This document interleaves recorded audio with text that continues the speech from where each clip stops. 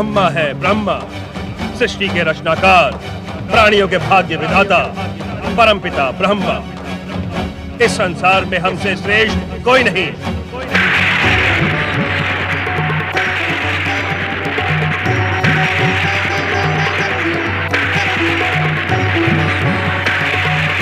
इस संसार में हमसे श्रेष्ठ कोई नहीं। इस संसार में हमसे श्रेष्ठ कोई नहीं। इस संसार में हमसे श्रेष्ठ कोई नहीं। हम सर्वश्रेष्ठ हैं। हम सर्वश्रेष्ठ हैं।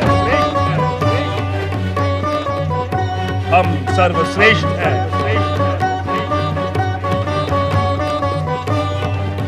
हम सर्वपूज्य हैं। सर्वपूज्य हैं। सर्वपूज्य हैं। ये संसार हमने अपनी इच्छा शक्ति से प्रकट किया है। अहम ब्रह्मस्मि। अहम ब्रह्मस्मि। अहम ब्रह्मस्मि। अहम ब्रह्मस्मि। सृष्टि के रचनाकार ब्रह्मदेव का अहंकार अनुचित है। स्वयं मेरे नाभि कमल से आकार प्राप्त करने वाले ब्रह्मा क्या ये भूल गए कि सृष्टि के मूलाधार श्री महागणेश हैं? हम ब्रह्मा है, ब्रह्मा। अहम ब्रह्मस्मि। अहम ब्रह्मस्मि। अहंकार के दुष्प्रभाव से सृष्टि के अटल सत्य को स्वयं सृष्टि के रचनाकार ब्रह्मदेव का भी भूल जाना स्वाभाविक ही है। इस संसार में हमसे श्रेष्ठ कोई भी नहीं। हम सर्वपूज्य हैं। इस संसार को हमने अपनी इच्छा शक्ति से प्रकट किया है। अहम ब्रह्मस्मि। सृष्टिकर्ता ब्रह्मा के अहंकारी संवाद सृष्टि के मूलाधार प्रथम पूज्य श्री महागणेश की सर्वश्रेष्ठता के लिए चुनौती के समान है। ब्रह्मदेव के अहंकार से सत्य धूमिल होने लगा है। असत्य जगमगाने लगा है। धर्म का ह्रास हो रहा है। अधर्म को शक्ति प्राप्त हो रही है। इसका परिणाम शुभ नहीं होगा ब्रह्मदेव। परिणाम की चिंता ब्रह्मदेव को नहीं, परीक्षा और परिणाम तो हम निर्धारित करते हैं। हम ब्रह्मा हैं। अहम ब्रह्मस्मि। अहम ब्रह्मस्मि। अहम ब्रह्मस्मि। कौन ब्रह्मा? कौन सृष्टि का रचनाकार?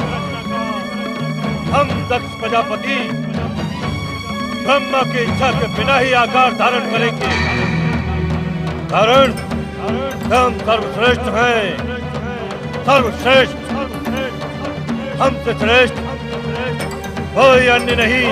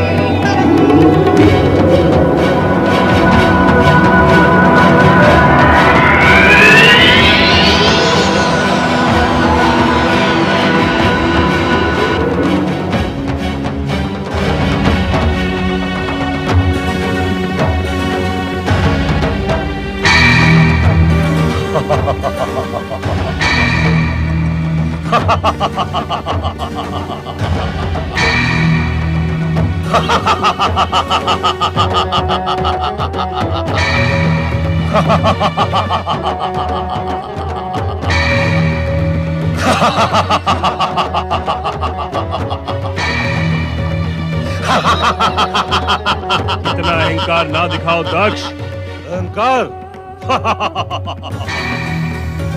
अहंकार तो अब हमारा स्वभाव है ब्रह्मदेव।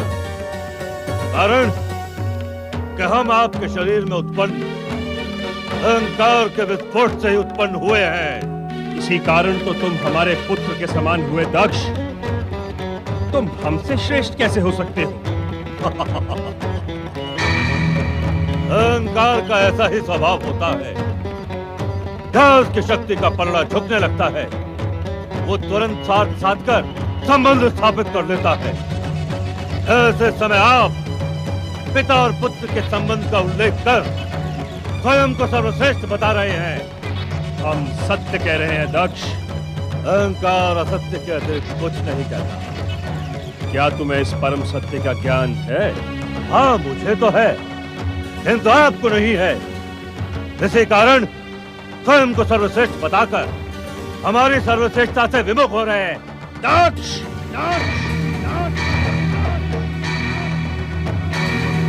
उत्तेजित न हो ब्रह्मदेव। हम पृथ्वीलोक के एक छत्र अधिनायक होकर मानव जाति की सृष्टि करेंगे और हमारी सृष्टि आपकी सृष्टि से श्रेष्ठ होगी। श्रेष्ठ।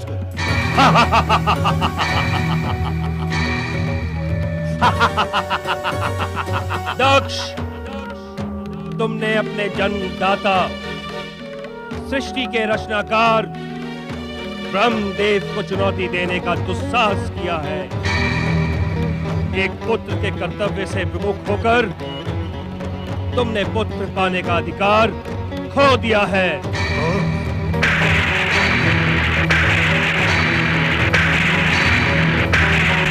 इस कारण सदा सदा के लिए तुम पुत्र के सुख से वंचित रहोगे।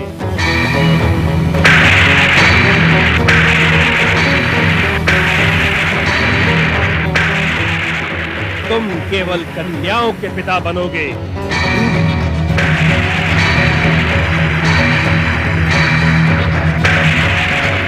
जो तुम्हारे जीवन के लिए, तुम्हारे अहंकार के लिए संकट का कारण बनेंगी। सावधान! सावधान ब्रह्मदेव! आपने दक्ष प्रजापति को श्राप देने का दुस्साहस कर अपने अनिष्ट को निमंत्रण दिया है। अनिष्ट को निमंत्रण दिया है। दक्ष प्रजापति आपको श्राप देता हूं। आप सृष्टि के रचयिता होते हुए भी मेरी बनाई हुई सृष्टि में पूज्य स्थान प्राप्त नहीं कर सकेंगे। कोई भी पृथ्वीवासी आपकी पूजा कर सुखी नहीं होगा। आदर और पूजा के अधिकारी होने पर भी आप निरादर और अपूजनीय बने रहेंगे।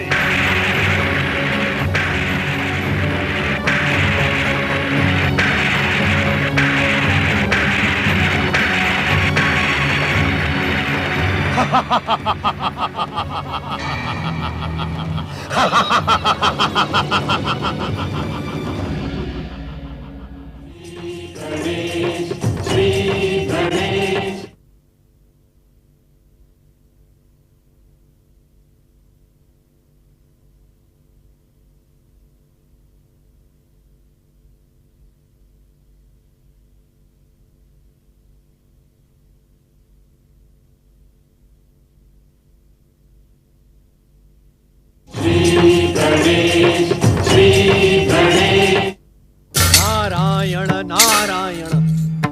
अपने मानस पिता ब्रह्मदेव का अभिमान और भैया दक्ष का प्रतिशोध देखकर निरंतर श्री हरि की भक्ति में लगा मेरा ये मन और अधिक व्याकुल हो गया है। जिज्ञासा की उद्विग्नता बढ़ती ही जा रही है, किंतु श्री महागणेश के अतिरिक्त इस नारद की जिज्ञासा का शमन और कौन करेगा? किंतु मैं श्री महागणेश को कहां ढूंढूं? वे तो केवल अपनी कृपा से ही अपने भक्तों को दर्शनों का लाभ प्रदान करते हैं।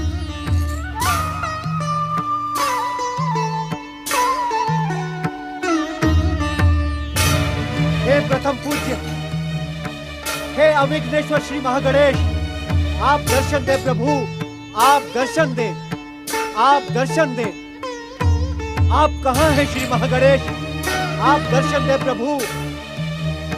अपने इस भक्त नारद की जिज्ञासा के शमन हेतु दर्शन दे प्रभु।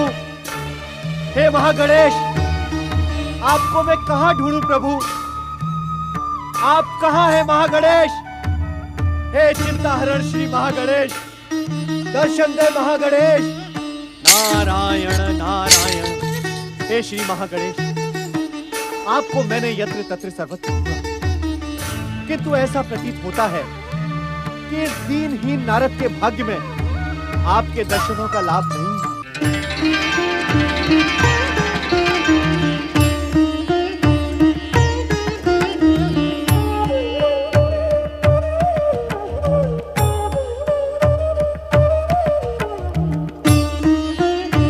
स्वामी श्री महागणेश, इतने अधिक व्याकुल होकर हमें क्यों पुकार रहे हो देवर्षि नारद?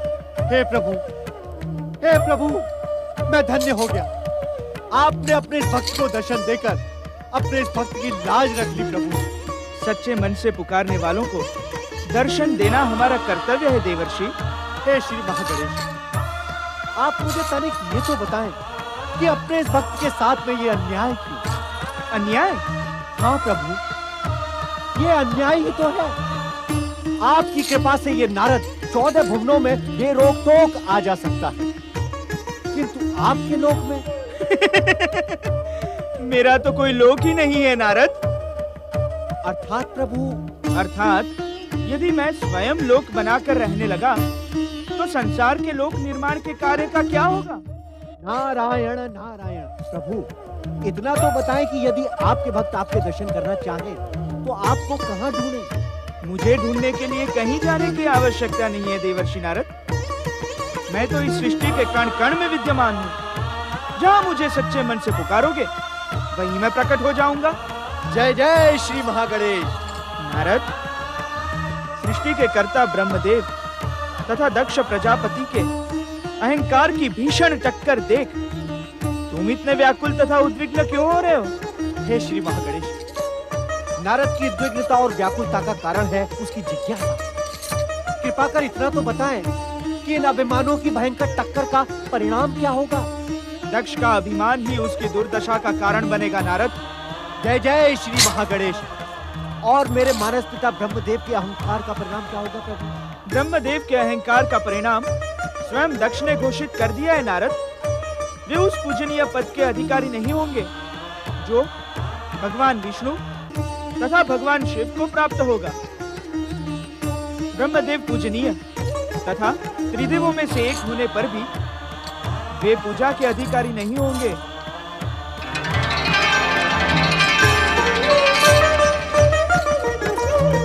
जय जय श्री महागणेश।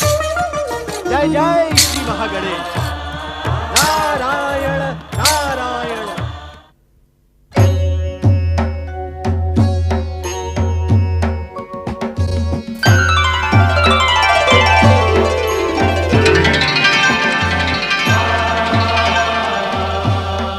शक्ति को आश्रय प्रदान करने वाले महादेव को प्रणाम।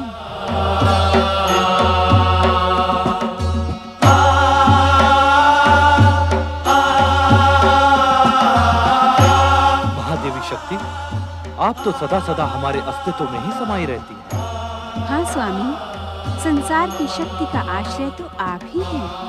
शिव आपका आश्रय है अथवा स्वयं आपसे आश्रय पाता है, ये चिंतन का विषय है, क्योंकि शक्ति के बिना शिव भी शव है। कहें, इस समय प्रकट होने का उद्देश्य क्या है? मानवीय स्वरूप में जन्म लेने की आकांक्षा के कारण ही मैं आपके सन्मुख प्रकट हुई हूँ।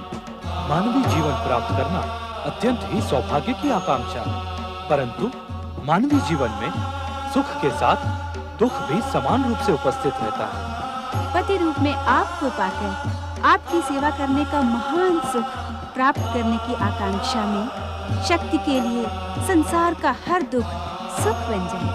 अर्थात आपका मन मातृत्व का सुख प्राप्त करने को लालायित है। हाँ अंतर्यामी, मातृत्व का गौरव प्राप्त करना नारी जीवन की सर्वश्रेष्ठ अभिलाषा होती है। आप मौन क्यों हो गए प्रभु? मानवीय जीवन की नियति से अनभिज्ञ नहीं है महादेवी। मानव मन की समस्त आकांक्षाएं पूर्ण नहीं होती। कहीं आप मानवीय रूप में जन्म लेकर परिस्थितियों के दुष्चक्र में उलझ न जाएं। महादेव, शिव की शक्ति क्या परिस्थितियों के दुष्चक्र में उलझ सकती है? महादेवी, मानव नियति से जुड़ने के पश्चात यदि आप अलौकिक संयोग प्राप्त करेंगी तो क्या मानव जाति आपको अपना आदर्श बनाएगी? मैं आपकी बात से सहमत हूँ स्वामी। मैं बिना अलौकिक सहयोग के मानव जीवन के दुख झेलने को भी प्रस्तुत हूँ। महादेवी, इस पुनीत कार्य के लिए आप उचित अवसर की प्रतीक्षा क्यों नहीं करती? कब आएगा वो उचित अवसर? वो तो परमदेव श्री महागणेश की इच्छा पर ही निर्भर है। श्री महागणेश?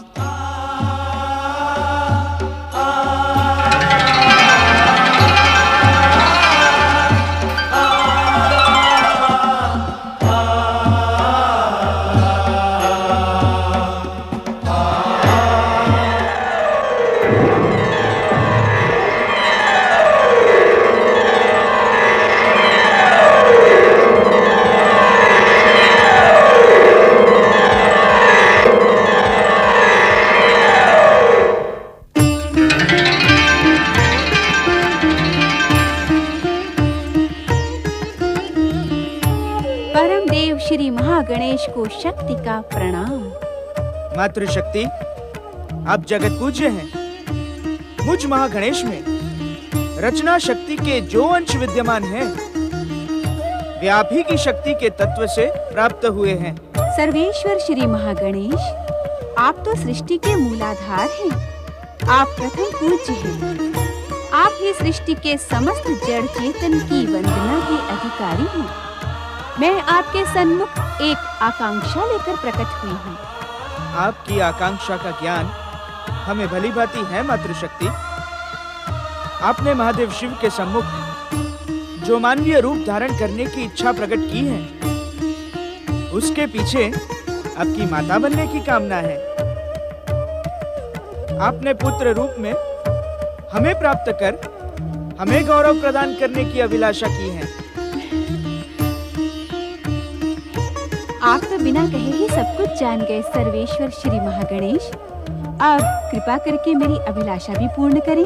हे मातृशक्ति, आपकी अभिलाषा पूर्ण कर आपकी गोद में खेलने के लिए मेरा मन अभी से मचल रहा है। किंतु क्या श्री महागणेश? हम भी भगवान शिव की बात से सहमत हैं मातृशक्ति। ये समय मानवीय अवतार धारण करने के लिए उचित नहीं है। कारण? मातृशक्ति, आपको हमें पुत्र के रूप में प्राप्त करने के लिए लंबी प्रतीक्षा करनी होगी। मैं आपको पुत्र रूप में पाने के लिए लंबी प्रतीक्षा नहीं कर सकती श्री महागणेश।